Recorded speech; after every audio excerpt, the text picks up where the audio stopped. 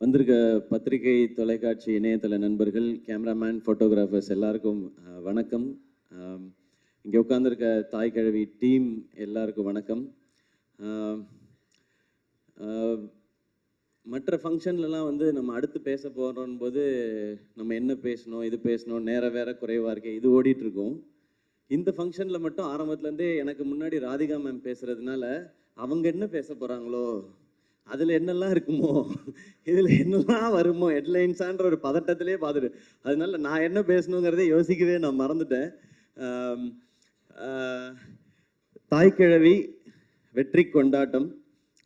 முதல்ல இந்த படத்துக்கு இவ்வளவு பெரிய வரவேற்பும் வெற்றியும் கொடுத்த தமிழக மக்கள் எல்லாருக்கும் எங்களுடைய மனமார்ந்த நன்றிகள். இது வந்து உங்களுடைய ஃபேமிலியில் சம்மந்தப்பட்ட ஒருத்தருடைய கதையாக நீங்கள் கொண்டாட ஆரம்பித்ததும், அதை பற்றி வெளியில் வந்த ஒரு பாசிட்டிவ் வேர்ட் ஆஃப் மவுத்தும், அதுதான் இந்த படத்தை இவ்வளோ பெருசாக ரீச் ஆகியிருக்கு. பட் அவங்கள்ட்ட கொண்டு போய் சேர்த்தது ப்ரெஷ் ஷோ.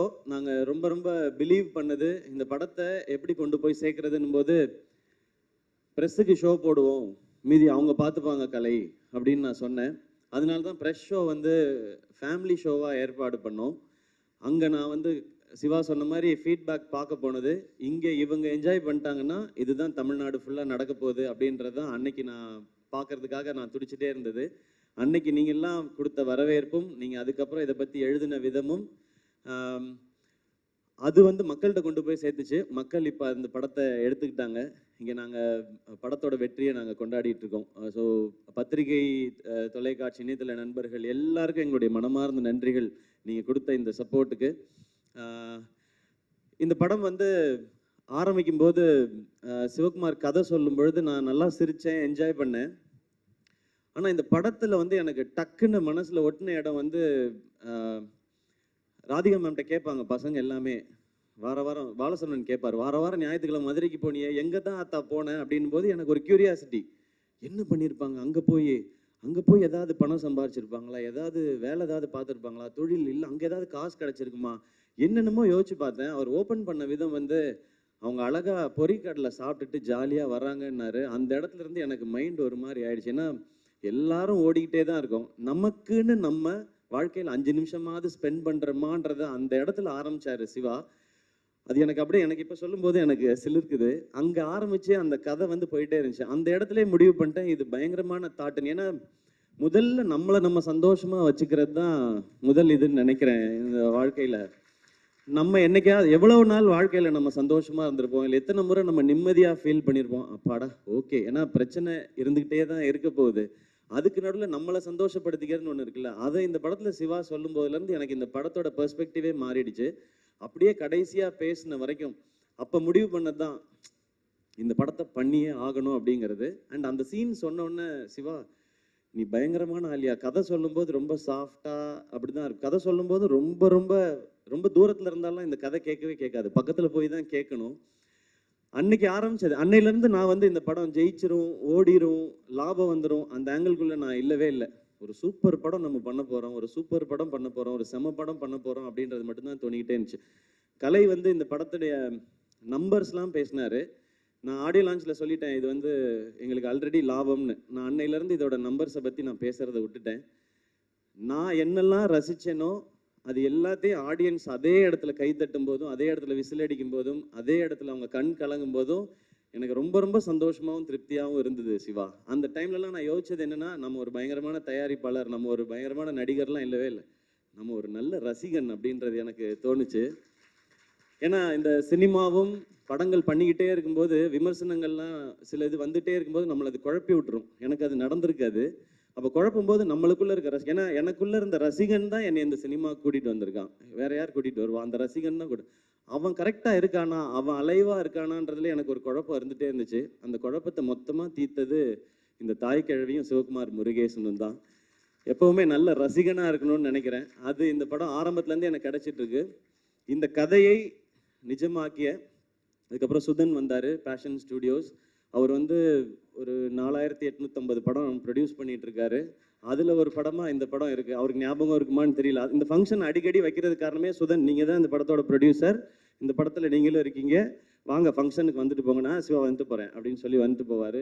காலையில் ஒரு பூஜை போடுவார், சாயங்காலம் ஒரு சக்ஸஸ் மீட் போவார், அந்த மாதிரி இருக்கார். ஸோ சுதன் உள்ளே வந்தோடனே அவரும் பயங்கர எக்ஸைட் ஆகிட்டார் இந்த படத்தை பற்றி. சுதன்கிட்ட சொன்னேன், சுதன் ஜாலியாக இருங்க, இந்த படம் எனக்கு ரொம்ப ஸ்பெஷல். நான் சிவா கார்த்திக் வேணுகோபால்கிட்ட சொல்லிட்டு இருந்தேன், இந்த படம் எனக்கு ஒரு குழந்தை மாதிரி, இதை நான் அப்படி பார்த்துப்பேன்னு. அப்படி தான் நான் பார்த்துக்கிட்டு இருக்கேன் இப்போ வரைக்கும். ஸோ என் குழந்தை எனக்கு என்ன காசு கொடுத்துச்சுன்னு நான் பார்க்க மாட்டேன். அது சிரிச்சா என் கண்ணில் தண்ணி வரும், அது நடந்தால் எனக்கு தண்ணி வரும். அந்த மாதிரி தான் நீங்கள் பேசும்போதெல்லாம் இருக்குது சிவா. எனக்கு இப்போ பயங்கர எமோஷனல் ஆக்கிட்டீங்க, நான் பயங்கர கண்ட்ரோல் பண்ணிட்டு உட்காந்தேன்.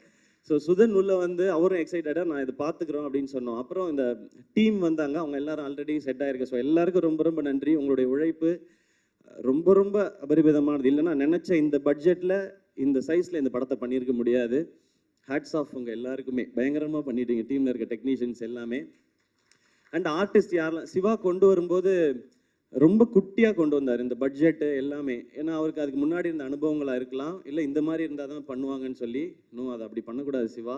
இந்த கதை ஒரு செலிப்ரேஷனாக இருக்குது, எனக்கு ஒரு லைஃபோட செலிப்ரேஷன் இந்த படம். இதுக்கு என்ன செலவு பண்ணுமோ அதை பண்ணணும், அதை பண்ணுவோம் அப்படின்றதுக்கு அப்புறம் தான் யார் கேஸ்டிங் போகலான்னு ஒருத்தராக வந்தது. பாலசரவணன் கதை கேட்கும்போதே ஃபஸ்ட்டு வந்துட்டார் எனக்கு அந்த சீன் வரும்பொழுதே. அதுக்கப்புறம் பாலசரவணன் வந்தார், அருள்தாஸ் அண்ணன் வந்தாங்க, சிங்கம்பிள்ளை அண்ணன் வந்தாங்க, முத்துக்குமார், ரேச்சல், இவங்க எல்லாருமே வந்தாங்க. கடைசியாக தான் வந்தார் விநாயக் மகாதேவ்ன்ற மாதிரி. நான் லாஸ்ட்டாக கேட்டேன், இந்த பாட்டி கேரக்டர் யார் பண்ண போகிறாங்க, கிழவி கேரக்டர் வந்து ராதிகா மேம் அப்படின்னு சொன்னாங்க. நான் ஏற்கனவே சொல்லியிருக்கேன், ராதிகா மேம் அந்த ரோலில் அந்த லுக்கில் பார்த்த பிறகு எனக்கு இன்னும் பயங்கர ஜாலியாகிடுச்சு. இன்னைக்கு தேட்டரில் பார்க்குற ஃபீல் எனக்கு அங்கே வர ஆரம்பிச்சிடுச்சு. இந்த மாதிரி ராதிகா மேமோட இவ்வளோ எக்ஸ்பீரியன்ஸையும் சேர்த்து தான் இந்த படத்துக்கு கொண்டு வராங்க. அவங்க இந்த படத்துக்கு அந்த உழைப்பு மட்டும் இல்லை, இவ்வளோ வருஷம் நீங்கள் உங்களுடைய ஒர்க் மேம், உங்களோட நீங்கள் லெஜெண்டரியாக பண்ணியிருக்க விஷயங்கள் எல்லாத்தையும் சேர்த்து இந்த படத்துக்குள்ளே கொண்டு வரீங்க. அந்த மாதிரி தான் ஒவ்வொருத்தரும் அவங்களுடைய வலியையும் வேதனையும் இந்த இண்டஸ்ட்ரிக்குள்ளே இருந்த போராட்டத்தையும் சேர்த்து இதுக்குள்ளே ஒரு கேரக்டராக கொண்டு வந்தாங்க. எனக்கு இந்த படத்தில் ஹீரோ இல்லைன்னுலாம் எனக்கு தோணுனதே இல்லை. இந்த படத்தில் அவ்வளவு ஸ்டார்ஸ் இருந்தாங்க. கமல் சார் அன்னைக்கு சொன்னது இன்னைக்கு நிஜமாயிருக்கு. இந்த படத்தில் இவ்வளோ நட்சத்திரங்களை நீங்கள் உருவாக்கியிருக்கீங்கன்னு சொன்னாங்க. அவ்வளோ நட்சத்திரங்களும் இதுக்குள்ளே இருந்திருக்கிறாங்க. ஸோ நீங்கள் எல்லாரும் சேர்ந்து இதை வந்து ரொம்ப ஒரு ஸ்பெஷல் ஃபிலிமாக ஆக்கிட்டீங்கன்றது எனக்கு ரொம்ப சந்தோஷம். ஜார்ஜ் மரியான் அண்ணன், முத்துக்குமார் அண்ணன் எல்லாருமே, சாரி நான் பேர் சொல்லாமல் விட்டுறக்கூடாது. அப்புறம் நம்மளோட மியூசிக் டைரக்டர் நிவாஸ் பிரசன்னா, எப்போ ஹீரோவாக போகிறீங்கன்னு கேட்டவுடனே கூலிங் கிளாஸ் போட்டு உட்காந்துட்டாப்புல. மிஸ்கின் சார் மாதிரி வேற எங்கேயோ பார்த்துக்கிட்டே இருக்காப்புல. அவர் ஹீரோ ஆக போகிறீங்களான்னா இல்லைன்னு சொல்ல, இப்போதைக்கு இல்லைன்னு தான் சொல்லியிருக்கிறாரு. ஸோ சீக்கிரத்தில் ஹீரோ ஆகிடுவாருன்னு நினைக்கிறேன். அதுக்கு நீங்கள் மியூசிக் பண்ணுவீங்களா இல்லையா? சரி, அப்புறமா யார் ஹீரோயின்னு சொல்லுங்கள் படத்துக்கு. ஓகே, தேங்க்யூ நிவாஸ், ஒரு அமேசிங்கான ஒர்க். லிரிசிஸ் எல்லாருக்கும் ரொம்ப ரொம்ப நன்றி. இந்த படம் நிறையா பிளெஸ்ஸிங்ஸ் கொடுத்துருக்கு.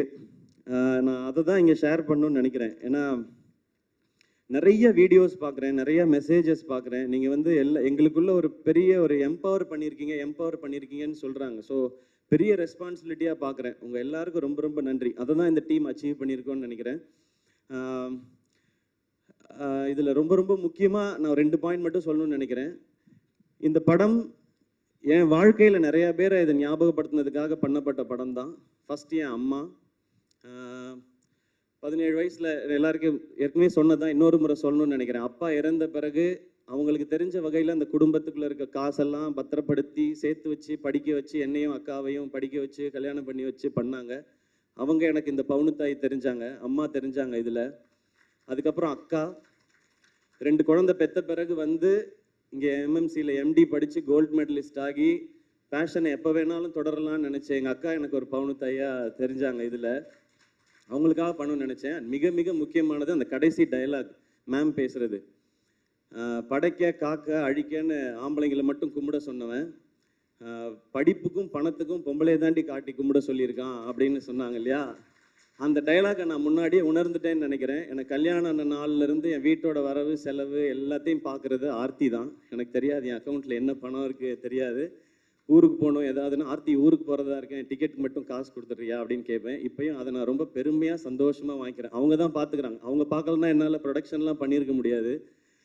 ஸோ ஆர்த்தி அவங்க எனக்கு ஒரு பவுன் தாயாக தான் தெரிஞ்சாங்க. இந்த மாதிரி ஒவ்வொரு வீடுகள்லையும் அவங்களுக்கு சின்ன சம்பளமாக இருந்தாலும் கொஞ்சம் காசாக இருந்தாலும் அதை அங்கங்கே சேமித்து வச்சோ இல்லை குழந்தைங்களை பார்த்துக்கிட்டோ இப்படி வீட்டில் இருக்கிற ஒவ்வொரு அம்மாக்களுக்கும், அக்காக்களுக்கும், தங்கச்சிகளுக்கும், சகோதரிகளுக்கும் இவங்க எல்லாருக்குமான ட்ரிபியூட்டும் சமர்ப்பணம் தான் இந்த தாய்க்கிழவி படமும் இந்த வெற்றியும்.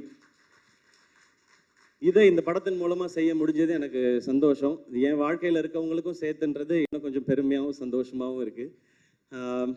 ஒரு டீமா இங்க வேலை செஞ்சதோட சக்சஸை இங்க நான் பார்க்குறேன். ஏன்னா ஆரம்பத்துல இருந்து ரொம்ப சின்சியரா அதை அப்ரோச் பண்ணோம். இதுதான் பவுண்ட் ஸ்கிரிப்ட், இத்தனை டேஸ்ல தான் எடுக்கிறோம், இதுதான் பட்ஜெட், இதுதான் காஸ்டிங்னு ரொம்ப சின்சியரா. சிவாக்கு தெரியுமான்னு தெரியல, நான் எல்லா சீனையும் நீங்கள் ஷூட் பண்ண அடுத்த நாள் பார்த்துருவேன். நான் என் ஷூட்டுக்கு வந்துடும், அந்த சீன் என்னாச்சு, என்னைக்கு எடுக்கிறீங்கன்னு. அது லொக்கேஷன் சேஞ்ச் இருக்குது, அதனால இன்னொரு நாள் எடுக்கிறோன்னு சீனை சொல்லி கேட்பேன். இந்த கதையை 2 முறை கேட்டிருக்கேன். ஒரு முறை நான் கேட்டேன், இன்னொரு முறை கலையெல்லாம் கேட்கும்போது ரியாக்ஷன் பார்த்துட்டே இருந்தேன். 2 தடவை படிச்சிருக்கேன். இது வரைக்கும் 12 தடவை பார்த்துருக்கேன். நான் இது வரைக்கும் என் படத்தை கூட அத்தனை தடவை பார்த்ததில்லை. இதுக்கு நடுவில் ஒவ்வொரு சீனும் எப்படி எடுக்கிறாங்க, இது எப்படி வருது, எடிட் எப்படி இருந்தது, எப்படி ட்ரிம் பண்ணி மாறுது, மியூசிக் எப்படி இருக்குன்னு பார்த்துருக்கேன். ஸோ இந்த படத்தில் நான் நிறைய கற்றுருக்கேன் சிவா. இந்த லேர்னிங் எனக்கு ரொம்ப ரொம்ப சந்தோஷமாக இருக்குது. ஏன்னா கடைசி வரைக்கும் மாறாத ஒன்று கற்றுக்கிறது மட்டும்தான் நினைக்கிறேன். அது இருந்ததுனா தான் இங்கே முன்னேற முடியும்னு தோணுது. இந்த லேர்னிங் எனக்கு ரொம்ப பிடிச்சிருக்கு. இந்த சேம் ப்ரொசீஜரை நான் நடிக்கிற படங்கள்லேயும் அப்ளை பண்ணணும்னு எனக்கு ரொம்ப ஆசையாக இருக்குது. அது நான் மட்டும் எடுக்கிற முடிவாக இருக்க முடியாது. ஆனால் ஒன்று மட்டும் ரொம்ப கிளியராக இருக்கேன், இந்த மாதிரி அப்ரோச்சில் தான் இனி நான் நடிக்கிற படங்கள் பண்ணணுன்றதுலேயும் ரொம்ப தெளிவாக இருக்கேன். அதனால நான் டைரக்டர்கிட்ட போய் தலையிட போகிறதில்ல. ஒவ்வொரு விஷயமும் தெளிவாக, ஒரு பவுண்ட் ஸ்கிரிப்ட்னா இவ்வளோ பேஜ் இவ்வளோ இருந்து தான் பண்ணணும்னு கேட்கலாம். நீங்கள் இப்படி பண்ணால் பிளாக் பஸ்டர் ஆகிடுமா படம்னு, அது நமக்கு தெரியாது. நம்ம ப்ராசஸ் தான் பண்ண முடியும், ரிசல்ட் மக்கள் கையில் தான் இருக்குது. ஆனால் ப்ரொடியூசரோட காசை வேஸ்ட் பண்ணாமல் படம் பண்ண முடியும். அந்த மிச்சமாகிற அந்த காசு அந்த ப்ரொடியூசருக்கு இன்னொரு படம் பண்ணுறதுக்கு ஹெல்ப் பண்ணலாம், இல்லை அந்த காசு நம்ம படமே இன்னும் கொஞ்சம் பெருசாக பண்ணுறதுக்கு இருக்கலாம். ஸோ அதை நான் ஃபாலோ பண்ணணும்னு நினைக்கிறேன். அந்த நம்பிக்கையை திரும்ப கொடுத்ததுக்காக இந்த என்டையர் டீமுக்கும் நான் தேங்க்ஸும் சொல்லிக்கிறேன். நான் இங்கே நிறைய பேர் உழைச்சிருக்கிறாங்க, இது டீமாக சேர்ந்து அவங்கெல்லாம் கொண்டு வர வெற்றி. அண்ட் இன்னொன்று எனக்கு ரொம்ப ரொம்ப ஸ்பெஷலாக இந்த ப்ரொடக்ஷன் பண்ணும்போதெல்லாம் இருக்கிற ஒரு விஷயம், ஃபர்ஸ்ட் நெஞ்சமுட்டு நேர்மையுண்டு படம் ஃபர்ஸ்ட் ஷோ பார்க்கும்போது, அந்த படம் முடிஞ்சோடனே எல்லாரும் கார்த்திக் வேணுகோபால்னு போடும்போது பயங்கரமாக கிளாப் பண்ணாங்க. அப்போ அவங்க அப்பா ரொம்ப எமோஷனல் ஆகி கார்த்திக் வேணுகோபாலை கட்டி பிடிச்சிட்டார். அவர் ரொம்ப ஸ்ட்ரிக்ட் அவர்கிட்ட. அதே மாதிரி ஒரு தருணம் இங்கே ப்ரீமியர் முடிஞ்சோடனே சிவகுமார் முருகேசனோட அப்பா வந்து எங்கள் 2 பேரையும் கட்டி பிடிச்சிக்கிட்டாரு. அந்த செகண்ட் ஃபீல் பண்ணேன், எங்கள் அப்பா சாகலை அப்படின்னு. சாரி, நான் ரொம்ப சென்சிட்டிவ் அண்ட் எமோஷ்னல். அது ஸோ அது கிடைச்சதெல்லாம் தான் எனக்கு ரொம்ப ரொம்ப பெரிய இது ஒரு நிறைவை கொடுக்குது எனக்கு. அமரன் மாதிரி வெற்றி, தாய்க்கிழவி மாதிரி வெற்றி, கணா மாதிரி வெற்றி வரும்போது ஒரு நிறைவையும் ஒரு அமைதியையும் கொடுக்குது. அந்த அமைதி இன்னும் ஒழுங்காக வேலை செய்யணுன்றதை சொல்லிக்கிட்டே இருக்கு. நிச்சயமாக செய்வோம். ஏன்னா இங்கே வெற்றிங்கிறது விளையாட்டில் கூட விளையாட்டாக வராது. அதுக்கு உழைக்கணும், அதுக்கு ஒரு டீமாக உழைக்கணும். அந்த மாதிரி உழைச்சா வெற்றி எப்பயுமே சாத்தியப்படுங்கிறது இந்த மேடை திரும்ப சொல்லி கொடுத்துருக்கு. அண்ட் என்னோட ஃபேன்ஸான பிரதர்ஸ் அண்ட் சிஸ்டர்ஸ், இது அண்ணன் படம் தான் அப்படிங்கிறத மாதிரி எடுத்துகிட்டு போய் கிரவுண்ட்லேயும் சரி, சோஷியல் மீடியாலையும் சரி, இன்னைக்கு வரைக்கும் அதை நீங்கள் செலிப்ரேட் பண்ணிட்டே இருக்கீங்க. அதுக்கு ரொம்ப ரொம்ப ரொம்ப ரொம்ப நன்றி. அடுத்து சேயோன் சிவாவோட தான். மேம் சொன்ன மாதிரி இன்னும் கொஞ்சம் கரெக்டாக வேலை பார்த்து அதை இன்னும் கொஞ்சம் நல்லா பண்ணணும். அதுக்கு இன்னும் கொஞ்சம் டைம் எடுத்துக்கிறோம். இந்த மாதம் ஷூட் போகிறதா இருந்துச்சு, பட் இந்த மாதம் இந்த படத்துக்கான வேலையில் சிவாவும் இருந்ததுனால சரி அவரை ப்ரெஷர் போடக்கூடாதுன்னு டைம் எடுத்து அழகாக பண்ணுறோம். நெக்ஸ்ட் மந்த் தான் போகிறோம், அதுவும் நல்லபடியாக நடக்கும். அண்ட் எஸ்கே ப்ரொடக்ஷன், இந்த படம் லாபகரமான படம்னு சொன்னேன். ஆனால் இந்த லாபம் நிச்சயமாக நல்ல விஷயங்கள், அழகான விஷயங்களுக்கே பயன்படும். முதல்ல என்னை சுற்றி இருக்கிற அவங்களுக்கு ஏதாவது ஒரு நல்லது செய்யணும்னு நினைக்கிறேன்.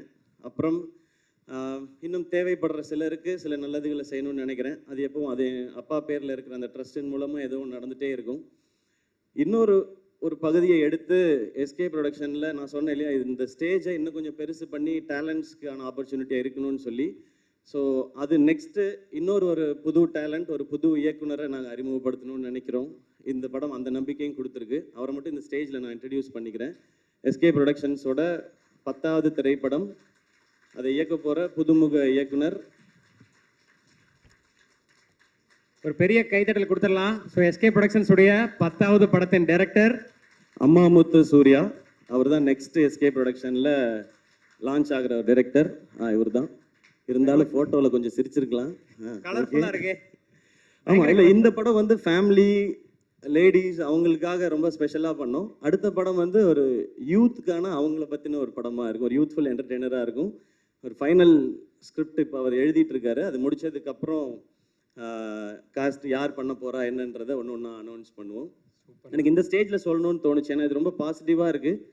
இந்த ஃபேமிலி எல்லாம் சேர்த்து தான் இது வாய்ப்பையும் சாத்தியப்படுத்தியிருக்குன்னு நான் நம்புகிறேன். ஸோ அங்கே சொல்லணும்னு நினச்சேன். நீங்கள் எதாவது சொல்லணுமா? வேணாமா? தேங்க்யூ. படத்தோட ஆடியோ லான்ச் சக்ஸஸ் மீட்ல கொஞ்சம் டீட்டெயில்டாக பேசிக்கிறேன் அப்படின்ற மாதிரி ஒரு மைண்ட் வாய்ஸ் புரியுது. வாழ்த்துக்கள் ப்ரோ, வாழ்த்துக்கள்.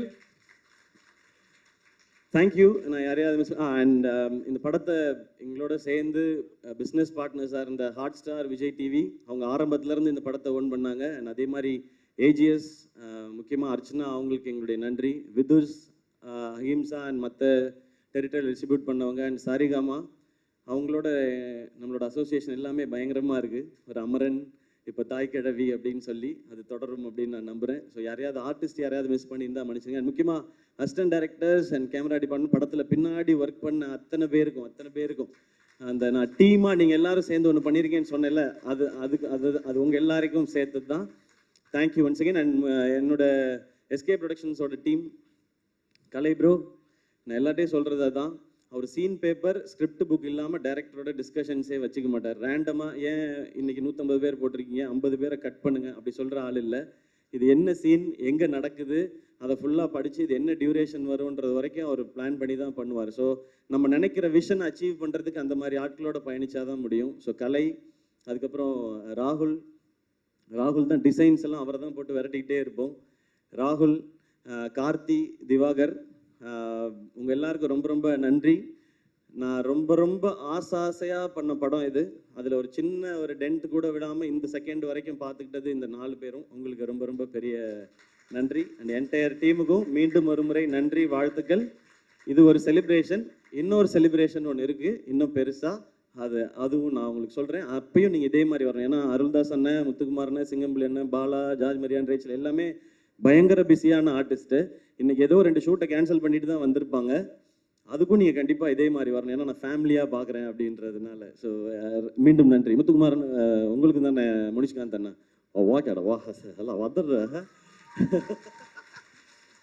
இல்லை முனிஷ்காந்த் அண்ணன் இப்போ எல்லாமே வந்து படம் சூப்பராக போகுது அப்படின்னா அவர் ரியாக்ஷன் எல்லாம் அந்த ரியாக்ஷன் தான் ஃபுல்லாக நாங்கள் பண்ணிட்டு இருக்கோம்.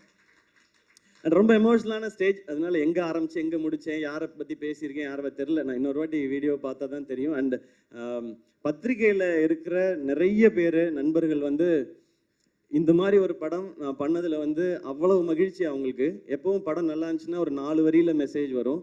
இந்த மாதிரி ஒரு 10 வரி இல்லைன்னா வாய்ஸ் நோட் ஒரு 2 நிமிஷம் 2.5 நிமிஷத்துக்கு வருது. அது எனக்கு ரொம்ப ஸ்பெஷலாக இருக்குது. அதுக்கு ஒரு முறை உங்கள் எல்லாருக்கும் நன்றி. தேங்க்யூ. 2-3 தடவைலாம் கேட்டுப்பேன் நான். ரொம்ப நன்றிண்ணா. ஏன்னா எவ்வளவு கனெக்டடாக இருந்திருக்கீங்க.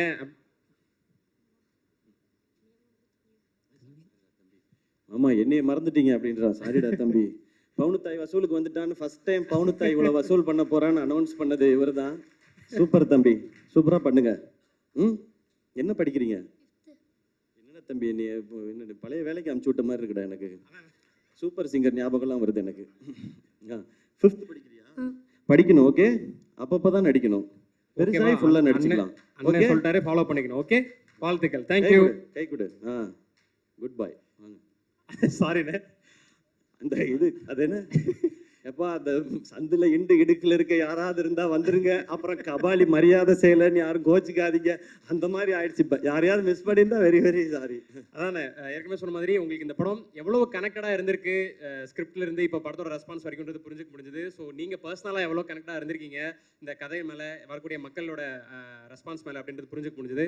ஸோ அடுத்தடுத்து நல்ல ப்ராஜெக்ட்ஸ் எஸ்கே ப்ரொடக்ஷன்ஸ்ல இருந்து நாங்கள் எதிர்பார்க்குறோம். ஸோ அதுக்கான விதையா அடுத்தடுத்து என்ன நடக்குதுன்றது புரிஞ்சுக்க முடிஞ்சது. நன்றி. அண்ட் இங்கே தமிழ் மக்கள், உலகம் ஃபுல்லாக இருக்கிற தமிழ் மக்களுக்கு ரொம்ப பெரிய நன்றி சொல்லணும். ஏன்னா ஃபாரின்லையும் இது வந்து ரொம்ப பெரிய சக்ஸஸ் ஆகிருக்கு. அவ்வளோ பேர் பார்த்துருக்குறாங்க. கலை சொல்லும்போது தமிழ்நாட்டில் பார்த்தவங்க நம்பர் மட்டும்தான் சொன்னார், எவ்வளோ பேர் பார்த்தாங்கன்றது. இது கர்நாடகாவில் இருக்கிற நம்ம தமிழ் மக்களாக இருக்கட்டும், ஃபாரினில் இருக்கிறவங்க, ஸோ எல்லாருக்கும் ரொம்ப நன்றி.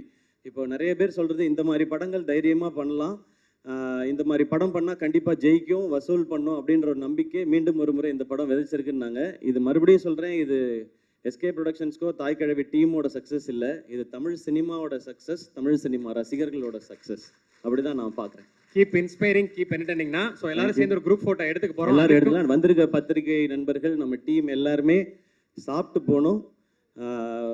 உங்களுக்காக ஒரு ஸ்பெஷலாக ஒரு விருந்து வந்து நம்ம டீம் எல்லாரும் அரேஞ்ச் பண்ணியிருக்காங்க. எல்லாரும் கண்டிப்பாக சாப்பிட்டு தான் போகணும். நன்றி நன்றி ஆனா எல்லாரும். அதுக்கு முன்னாடி ஒரு இப்போ படம் மிகப்பெரிய அளவில் சக்ஸஸ் ஆயிருக்கலாம்னா, ஸோ அதனால உங்களுக்கு, சுதன் சாருக்கு, ராதிகா மேம்க்கு, டேரக்டருக்கு எல்லாருக்கும் வந்து தமிழ் திரைப்பட பத்திரிகையாளர் சங்கம் சார்பாக ஒரு மரியாதை பண்ணணும்னு ஆசைப்படுறாங்க.